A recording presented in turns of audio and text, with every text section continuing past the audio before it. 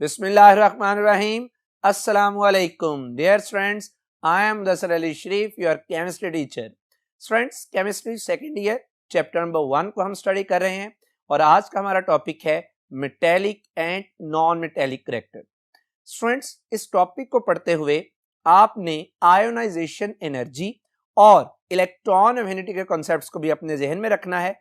जैसे ही हम ये टॉपिक पढ़ेंगे आपको अंदाजा हो जाएगा कि आयोनाइजेशन एनर्जी का और इलेक्ट्रॉन एफिनिटी का इस टॉपिक के साथ बड़ा गहरा ताल्लुक. तो आइए स्टार्ट करते हैं आज का टॉपिक.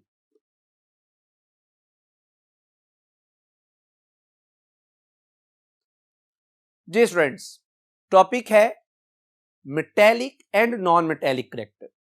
स्टूडेंट्स, आपको मैं सबसे पहले एक बात बताता चलूं कि सबसे पहले जे बर्जीलियस वो साइंटिस्ट था जिसने एलिमेंट्स को दो टाइप्स में क्लासिफाई किया था, एक मेटल और दूसरा नॉन मेटल. बर्जीलियस वो साइंटिस्ट था. स्टूडेंट्स, टॉपिक से ही आपको पता चल रहा होगा कि इस टॉपिक के दो पार्ट्स हैं, एक मेटेलिक करैक्टर और दूसरा नॉन मेटेलिक करैक्टर.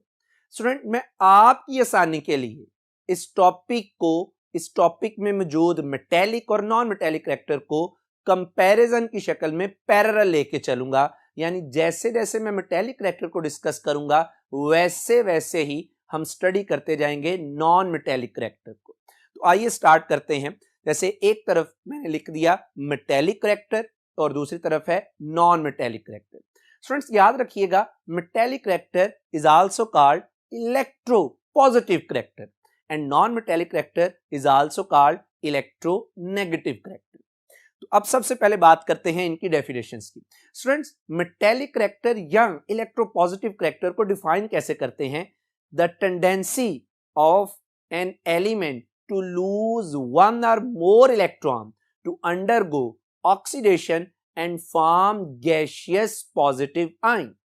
यानी किसी एलिमेंट का एक या एक से ज्यादा इलेक्ट्रॉन को लूज करना to form the positive ion is called metallic character और इलेक्ट्रोपॉजिटिव करैक्टर. और इसको हम जनरलाइज इक्वेशन में लिख सकते हैं कि जब कोई एम मेटल इलेक्ट्रॉन को गैसियस फॉर्म में लूज करती है तो वहां से पॉजिटिव आयन बनता है और एक इलेक्ट्रॉन. इस दौरान जो एनर्जी चेंज आती है that is called ionisation energy. अब आ रही है स्टूडेंट्स के इलेक्ट्रो नेगेटिव करैक्टर यानी नॉन मेटेलिक करैक्टर क्या है? The tendency of an element to gain one or more electron to undergo reduction and form gaseous negative ion, that is called non-metallic or electronegative character. इसको भी हम generalise कर सकते हैं कि जब कोई हमारे पास X नॉन मेटल है जो एक इलेक्ट्रॉन को गेन करती है तो वहां से नेगेटिव आयन बनता है. और स्टूडेंट्स, इस दौरान जो एनर्जी चेंज आती है that is called electron affinity. Students, अब आपको मेटेलिक करैक्टर और नॉन मेटेलिक करैक्टर की डेफिनेशन से यह बात वाज़िया हो चुकी होगी कि हमें मेटेलिक करैक्टर के लिए आयोनाइजेशन एनर्जी का कॉन्सेप्ट पता हो और नॉन मेटेलिक करैक्टर के लिए हमें इलेक्ट्रॉन अफिनिटी का पता हो, जो कि हमने प्रीवियस लेक्चर्स में बड़ी डिटेल से डिस्कस की है. स्टूडेंट्स, डेफिनेशन में एक एक और टर्म है. जैसे मेटेलिक करैक्टर की डेफिनेशन में मैंने ऑक्सीडेशन की टर्म यूज की. ऑक्सीडेशन क्या है? इलेक्ट्रॉन का निकलना. और जब इलेक्ट्रॉन निकलेगा तो उस दौरान जो आयन बनेगा दैट इज पॉजिटिव आयन. और नॉन मेटेलिक करैक्टर में एक रिडक्शन, एक डेफिनेट टर्म यूज हुई है रिडक्शन, क्योंकि जब कोई एलिमेंट इलेक्ट्रॉन गेन करेगा तो उसकी क्या हो जाएगी? रिडक्शन हो जाएगी. तो बहरहाल ये आपके सामने मैंने मेटेलिक और नॉन मेटेलिक करैक्टर्स की डेफिनेशन लिख दी. स्टूडेंट्स, अब मेटेलिक करैक्टर में नेक्स्ट बात करते हैं. Metallic character ionization energy is the measure of the metallic character of an element. यानी किसी एलिमेंट का अगर आपने मेटेलिक करैक्टर का पता करना है तो आप उस एलिमेंट की क्या स्टडी कर लेंगे? Ionisation energy. और स्टूडेंट्स, आपको अच्छे तरीके से पता है कि मेटेलिक करैक्टर का और आयोनाइजेशन एनर्जी का आपस में क्या रिलेशन है, जैसा कि मेटेलिक करैक्टर इनवर्सली प्रोपोर्शनल है आयोनाइजेशन एनर्जी के. स्टूडेंट्स, किसी एलिमेंट की आयोनाइजेशन एनर्जी जितनी कम होगी इसका मतलब है कि उस एलिमेंट का इलेक्ट्रॉन लूज करना भी उतना ही आसान हो जाएगा, और जब इलेक्ट्रॉन लूज करना आसान हो जाएगा तो इसका मतलब है कि उसका मेटेलिक करैक्टर भी क्या हो जाएगा, ज्यादा हो जाएगा। स्टूडेंट्स अब आ जाइए नॉन मेटेलिक करैक्टर पर। Non metallic character, electron affinity is the measure of the non metallic character of an element. कैसे? क्योंकि जो नॉन मेटेलिक करैक्टर है ये डायरेक्टली प्रोपोर्शनल है इलेक्ट्रॉन अफिनिटी के। इलेक्ट्रॉन अफिनिटी यानी इलेक्ट्रॉन के लिए अट्रैक्शन, तो जो एलिमेंट जितनी ज्यादा इलेक्ट्रॉन अफिनिटी रखता होगा इसका मतलब यह होगा कि उसकी नॉन मेटेलिक करैक्टर, उसका इलेक्ट्रोनेगेटिव करैक्टर भी उतना ज्यादा होगा। तो स्टूडेंट्स मैंने अब आपको डेफिनेशन और आगे इसका एक एक कंसेप्ट दे दिया कि मेटेलिक करैक्टर वो है जो इलेक्ट्रॉन लूज करे जिसकी आयोनाइजेशन एनर्जी कम हो, नॉन मेटेलिक करैक्टर वो है जो इलेक्ट्रॉन गेन करे और इसकी इलेक्ट्रॉन अफिनिटी क्या हो, ज्यादा हो। स्टूडेंट्स अब हम बात कर लेते हैं मेटेलिक करैक्टर की प्रॉपर्टीज और नॉन मेटेलिक करैक्टर की प्रॉपर्टीज। स्टूडेंट्स मेटेलिक करैक्टर की प्रॉपर्टीज से मुराद मेटल की प्रॉपर्टीज और नॉन मेटेलिक करैक्टर से मुराद नॉन मेटल की प्रॉपर्टीज। सबसे पहले आ जाइए हम डिस्कस करते हैं physical properties of metallic and non metallic characters. Students मैं ज्यादा डिटेल से बात करूंगा मेटेलिक करैक्टर की, तो आपको साथ ही साथ क्लियर हो जाना चाहिए कि नॉन मेटेलिक करैक्टर क्या है। सबसे पहले मेटेलिक करैक्टर की फिजिकल प्रॉपर्टीज की अगर बात करें, आपने इसके साथ साथ नॉन मेटेलिक करैक्टर को भी देखना है। Metals have large value of their atomic radius. तो स्टूडेंट्स नॉन मेटेलिक करैक्टर में क्या होगा, small values of atomic radius. Metals they are in solid state, metals की स्टूडेंट सॉलिड स्टेट होती है only with one exception, with mercury. Students mercury सिर्फ liquid form में है, इसके अलावा जितने भी मेटल्स हैं all are in solid state. Students इसके बरक्स जब आप नॉन मेटल की बात करते हैं तो non metals exist in gas, liquid and solid state. Students मैंने आपको ये एग्जांपल दी हुई है प्रीवियस लेक्चर में कि जो नॉन मेटल्स हैं ये गैस में कैसे हैं, लिक्विड में कैसे हैं और सॉलिड में। याद कीजिए जब मैंने आपको एक हिंट दिया था कि पीरियोडिक टेबल का वो कौन सा ग्रुप है जिसमें मैटर की तीनों स्टेट्स मौजूद हैं, तो यकीनन आपके जहन में बात आई होगी कि सर वो हैलोजेंस है जिसमें फ्लोरीन और क्लोरीन गैस फॉर्म में है, ब्रोमीन लिक्विड फॉर्म में है और आगे आयोडीन सॉलिड फॉर्म में। तो बहरहाल जो नॉन मेटल्स हैं ये मैटर की तीनों स्टेट्स में होती है। तीसरी बात students metals are good conductor of heat and electricity. और स्टूडेंट यहां पे अपने इंटरेस्ट के लिए एक बड़ी आपके लिए बात इंपॉर्टेंट करने जा रहा हूं, जो मेटल्स हैं their atomic conductance is greater than 10 raise power -3 per ohm per centimetre 4। Students अगर मेटल कंडक्टर हैं तो जरा खुद बताइएगा नॉन मेटल्स क्या हैं, they are bad conductors of heat and electricity, और उनकी जो इलेक्ट्रिकल कंडक्टेंस है that is less than 10 raise power -10 per ohm per centimetre 4। Students fourth पे आ जाइएगा, मेटल्स हैव लस्ट्रियस सरफेस। लस्ट्रियस से मुराद है शाइनिंग सरफेस। स्टूडेंट्स अगर आपको याद हो चैप्टर नंबर 4 फर्स्ट ईयर, तो वहां पे आपने एक टॉपिक पढ़ा था मेटेलिक सॉलिड्स। मेटेलिक सॉलिड्स में आपने पढ़ा था कि जो मेटल्स हैं जब आप उन्हें स्टडी करते हैं तो उनकी जो सरफेस है वो शाइनिंग होती है। भाई क्यों शाइनिंग होती है? क्योंकि मेटल्स के अंदर फ्री इलेक्ट्रॉन्स होते हैं, उन फ्री इलेक्ट्रॉन्स की एक्साइटेशन और डी एक्साइटेशन होती है जिसकी वजह से वो मेटल्स की सरफेस लस्ट्रियस यानी शाइनिंग होती है। तो स्टूडेंट्स अगर मेटल की सरफेस लस्ट्रियस है तो अंडरस्टूड सी बात है कि जो नॉन मेटल्स हैं उनकी सरफेस क्या होगी, नॉन लस्ट्रियस यानी शाइनिंग नहीं होती। नेक्स्ट प्रॉपर्टी है students metals are malleable and ductile. Students malleable से मुराद है कि आप इनकी शीट्स बना सकते हैं, डक्टाइल से मुराद है कि आप इनकी वायर्स बना सकते हैं। इसके बरक्स अगर आप नॉन मेटेलिक करैक्टर पे आ जाएं तो जो नॉन मेटल्स हैं they are brittle, neither malleable nor ductile। Next आ रही है स्टूडेंट्स मेटल्स आर हार्ड, लेकिन इसमें एक एक्सेप्शन याद रख लीजिए, except sodium and potassium. All metals are hard स्वाय सोडियम और पोटासियम के। सोडियम इस कदर सॉफ्ट है स्टूडेंट्स कि आप इसे एक नाइफ से इजीली क्या कर सकते हैं, कट कर सकते हैं। अच्छा, इसके बरक्स अगर मेटल हार्ड हैं तो नॉन मेटल्स क्या होंगी, सॉफ्ट होंगी। नेक्स्ट आ रही है students, metals have high melting and boiling points, और पूरे प्रोडक्ट टेबल में सबसे ज्यादा मेटल जिसका मेल्टिंग पॉइंट सबसे ज्यादा है दैट इज टंगस्टन। स्टूडेंट्स अगर आपको याद है फर्स्ट ईयर की केमिस्ट्री चैप्टर नंबर 6 जब आपने एक्स रेज की प्रोडक्शन करवाई थी तो आपने कहा था कि high energy electrons, high energy cathode rays is produced from tungsten filament W, जिसका मेल्टिंग पॉइंट क्या है, बहुत ज्यादा। So student metals have high melting and boiling points, जिसमें मैंने आपको एक मिसाल दी कि टंगस्टन। तो अगर मेटल्स का ज्यादा है तो अंडरस्टूड सी बात है कि जो नॉन मेटल है इनका मेल्टिंग पॉइंट, बॉइलिंग पॉइंट क्या होता है, लो। जैसे हीलियम का पूरे प्रोडक्ट टेबल में सबसे कम बॉइलिंग पॉइंट। स्टूडेंट्स नेक्स्ट आ जाइए, हमारे पास है density. Metals have high density, और स्टूडेंट्स पूरे प्रोडक्ट टेबल में सबसे ज्यादा हाई डेंसिटी जिन मेटल्स की है वो है इरेडियम और ऑस्मियम। तो अगर मेटल्स की हाई है तो अंडरस्टूड सी बात है कि जो नॉन मेटल्स हैं इनकी डेंसिटी लो होगी, और पूरे प्रोडक्ट टेबल में सबसे कम जो डेंसिटी है वो है हाइड्रोजन। याद रहे कि ये जो मैंने डेंसिटीज की वैल्यू आपके सामने दी ये अंडर स्टैंडर्ड कंडीशंस।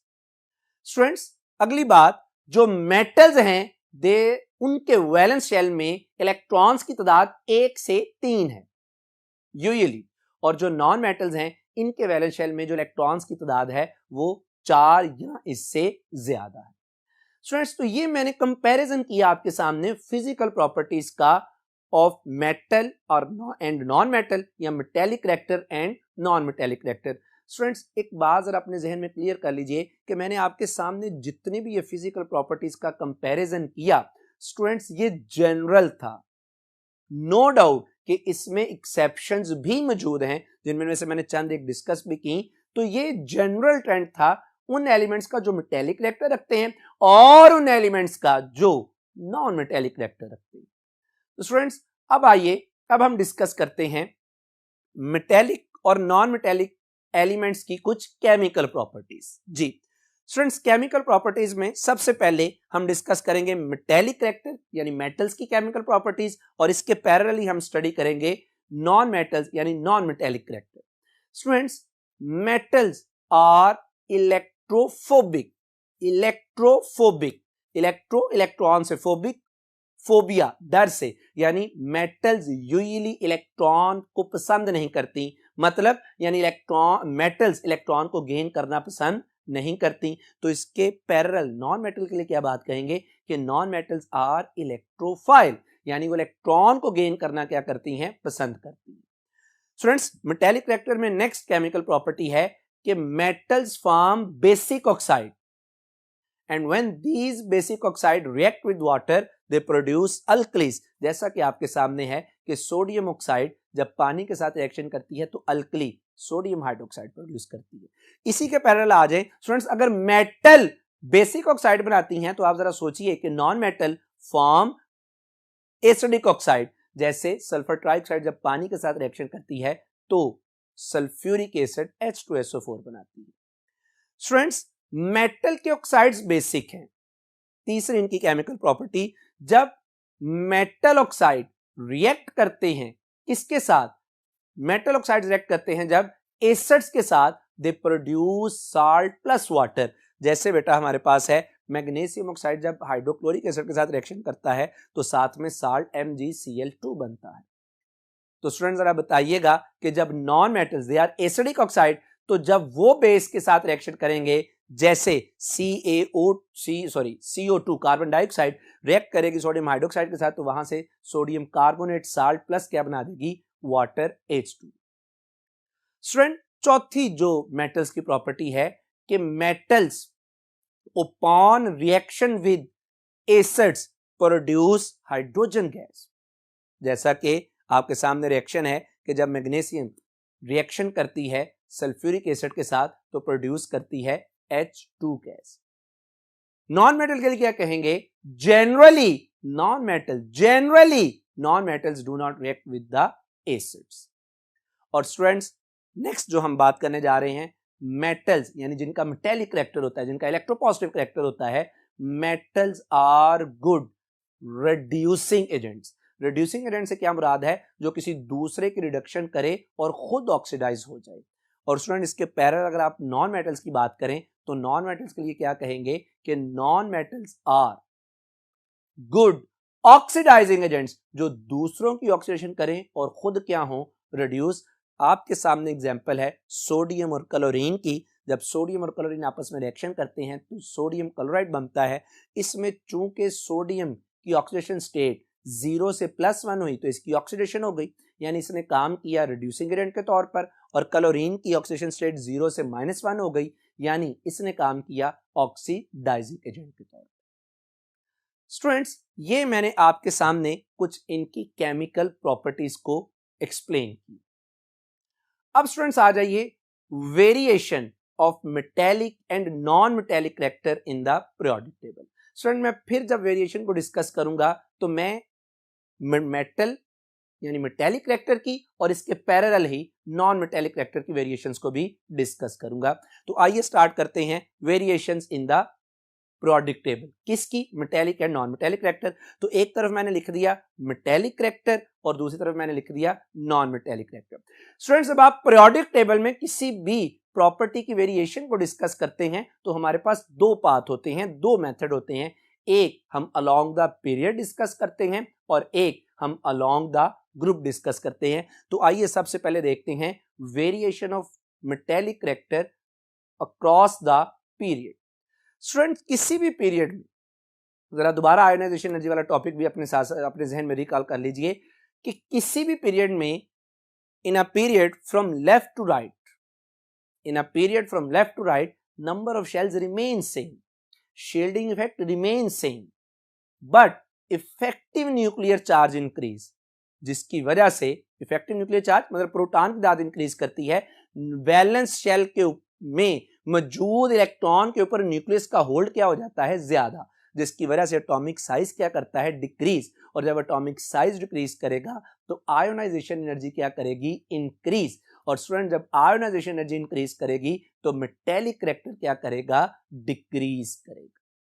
स्टूडेंट, ये मैंने आपके सामने वेरिएशन रखी है पीरियड्स में। आप जरा खुद सोचिए कि ग्रुप्स में मेटेलिक करेक्टर की क्या वेरिएशन होगी। जो आपके सामने मैंने पॉइंट्स लिखे हैं मेटेलिक करेक्टर के, इन्हीं के लिहाज से आप ग्रुप्स की बात कर लीजिए। जैसे जब आप ग्रुप की बात करते हैं तो in a group from top to bottom, देखिए जरा पैरेलल ही उसके लिखें तो क्या आ जाएगा?